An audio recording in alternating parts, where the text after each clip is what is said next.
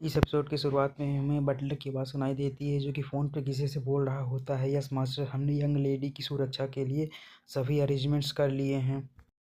और शायद ये यहाँ पे जो मिस लैंग यू हैं उनके फादर से बात कर रहा होता है। इसके बाद हमें बटलर को दिखाया जाता है जो कि बोलता है कि जो कुछ समय पहले मिस लैंग यू पर अटैक हुआ था वो बस एक एक्सीडेंट था। जो मेन टारगेट था उस समय उस सिटी का मेयर था, उसके ऊपर अटैक किया गया था। और जो बटलर होता है वो ये सब चीज़ें मिस लैंग यू के फादर को बता रहा होता है। तभी हमें बटलर को दिखाया जाता है जो कि एक बंदे से पूछता है कि आखिर कितना समय बचा है, तो बंदा बोलता है बस ख़त्म ही होने वाला है। तभी मॉनिटरिंग रूम में खड़े हुए बंदे में से एक बंदा जो होता है वो बोलता है कि हमने जैसा प्रेडिक्ट किया था, जितने भी कंटेस्टेंट हैं वो ऊपर जाने के लिए चाहे जितना भी अपना दिमाग लगा ले, लेकिन उन्हें लास्ट में 89 फ्लोर में ग्रुप फाइट करनी ही पड़ेगी। और वो बंदा बोलता है कि लेकिन यहाँ पर सभी लोग अपनी स्ट्रेंथ को बचाए रखना चाहते हैं ताकि आगे के फाइट में काम करे, लेकिन उन्हें इस बात का भी डर है कि कोई और टॉप स्पॉट को पा लेगा। तभी हमें किसी की बात सुनाई देती है जो कि बोलता है ये तो और भी ज़्यादा अच्छी बात है। तभी हमें बताया जाता है कि किस तरह के कंस्ट्रक्टर हैं जो जिन्होंने कि 89 फ्लोर को पार किया। हमें बताया जाता है कि कुछ लोगों ने अपनी कैलकुलेशन का यूज किया और कुछ लोगों ने अपने लक का, लेकिन कुछ लोगों ने तो अपनी टीम पर ही अटैक करके उनके सीरियसली इंजर्ड होने का फ़ायदा उठाया और उन्हें मार दिया। और इसी तरह कुछ लोग अपनी स्ट्रेंथ बचाकर आगे बढ़ रहे हैं।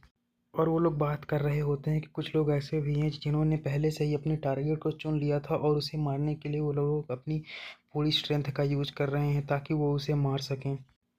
तभी जो बटलर होता है वह अपने बंदों से बोलता है कि इनके लगातार फाइट करने से जो मिस लैंग यू हैं उन्हें बहुत ही ज़्यादा अच्छा दृश्य देखने को मिलेगा और वह बहुत ही ज़्यादा खुश होंगी।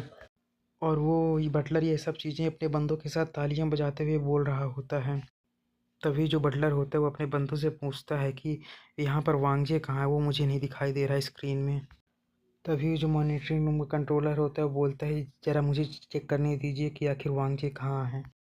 तभी वो कुछ देर ढूंढने के बाद उसे वांगजे दिखाई दे जाता है और बोलता है कि मुझे वांगजे मिल गया। हमें दिखाया जाता है कि हमारा मेन कैरेक्टर अभी भी ऊपर आ रहा होता है। तभी वो जो बंदा होता है वह बटलर से बोलता है जो वांगजे है वो बस 89th फ्लोर पर पहुंचने वाला है। तभी जो बटलर होता है वह बोलता है कि ये जो वांगजे अभी ये मेन जगह पर आ चुका है जहाँ पे इसकी फ़ाइट होने वाली है। हमें दिखाया जाता है हमारा जो मेन कैरेक्टर होता है अब वह 89th फ्लोर पर पहुँच चुका होता है। तभी जो हमारे मेन कैरेक्टर की नज़र होती है वो आगे साइड जाती है, तो हमें दिखाया जाता है वहाँ पर बहुत सारे लोगों की लाशें पड़ी होती हैं और बहुत सारे लोग अभी भी एक दूसरे को मार रहे होते हैं।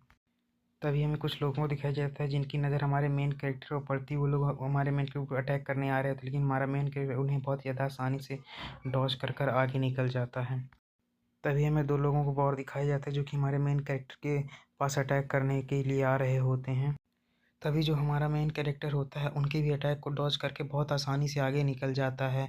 और हमारा मेन कैरेक्टर आगे की तरफ जा रहा होता है। हमें दिखाया जाता है आगे की तरफ वही लड़की जो होती है जो पहले से अपने साथ वेपन लेके आई होती है, और दूसरा बंदा वही होता है जिसने कि एक बड़ा सा ग्रुप बनाया था जो हमारे मेन कैरेक्टर को मारने की धमकी दे रहा था। हमारा मेन कैरेक्टर उनकी की तरफ जा रहा है, वो लोग भी हमारे मेन कैरेक्टर को देख लेते हैं। तभी जो हमारा मेन कैरेक्टर होता है वो उन पे ध्यान भी नहीं देता और उनसे बीच से निकल कर आगे की ओर जाने लगता है। तभी हमें उसी बंदे को दिखाया जाता है जो कि बोलता है कि तभी वो जो बंदा होता है हमारे मेन कैरेक्टर से बोलता है कहीं तुम मरने की राह तो नहीं देख रहे। इस सीढ़ी से केवल एक ही इंसान आगे जा सकता है और वो मैं हूँ। इतना कहकर वो जो बंदा होता है हमारे मेन कैरेक्टर को मारने की ओर बढ़ने लगता है। अभी हमें उस लड़की को दिखाया जाता है जो कि बोलता है कि तुम्हें संभल कर रहना होगा, इसका जो नाइफ है उसमें पॉइजन लगा हुआ है। और वो जो बंदा है वह तो बहुत ही ज़्यादा तेज़ी से अटैक करते हुए उस लड़की से बोलता है कुतिया तूने बताने में बहुत ज़्यादा लेट कर दिया। हमें दिखाया जाता है उसका जो नाइफ होता है हमारे मेन कैरेक्टर की तरफ बहुत ज़्यादा स्पीड से बढ़ रहा होता है और वह बोलता है कि अब इसे बचाने के लिए बहुत देर हो चुका है, अब इसे मरने का आनंद लेने दो। इतना कहते हुए हमारे मेन कैरेक्टर की तरफ अपना नाइफ बढ़ा रहा होता है। तभी जो हमारा मेन कैरेक्टर होता है वो उससे बोलता है तुम जैसी आंट। और इतना कहकर जो हमारा मेन कैरेक्टर होता है बहुत ज़्यादा स्पीड में उसके अटैक को डॉज करता है और उसके पास आकर उसके हाथ को तुरंत पकड़ लेता है, जिससे कि वो लड़की और वो बंदा भी बहुत ही ज़्यादा हैरान होते हैं हमारे मेन कैरेक्टर की स्पीड को देखकर। इसके बाद जो हमारा मेन कैरेक्टर होता है तुरंत उसके हाथ को मोड़कर उससे चाकू छीन लेता है। तभी हमें उस बंदे को दिखाया जाता है जो कि हमारे मेन कैरेक्टर चिल्लाते हुए बोलता है कि मुझे जाने दो। तभी जो हमारा मेन कैरेक्टर हुआ होता है उस ब्लेड को हाथ में पकड़े हुए होता है और उसे देख रहा होता है। तभी जो हमारा मेन कैरेक्टर होता है उस प्लेट पे लगे खून को चाटते हुए बोलता है कि यह तो बहुत ही ज़्यादा कम है, और बोलता है कि इसे खाने भी मज़ा नहीं आएगा, लेकिन जो बड़े लोग हैं वो और भी ऊपर की मंजिल पर हैं। इतना कहकर हमें हमारे मेन कैरेक्टर को दिखाया जाता है जो कि एक क्रीपी स्माइल दे रहा होता है। और ये सब चीज़ें देखकर वो जो लड़की और लड़का होते हैं वो बहुत ही ज़्यादा हैरान होते हैं हमारे मेन कैरेक्टर को इस तरह करते देखकर।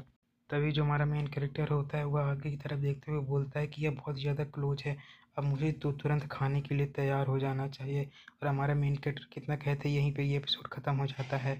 और अगली वीडियो के लिए वेट करें। Thanks for watching. और अगर वीडियो अच्छी लगी तो लाइक कमेंट सब्सक्राइब ज़रूर करें और अगले पार्ट के लिए वेट करें।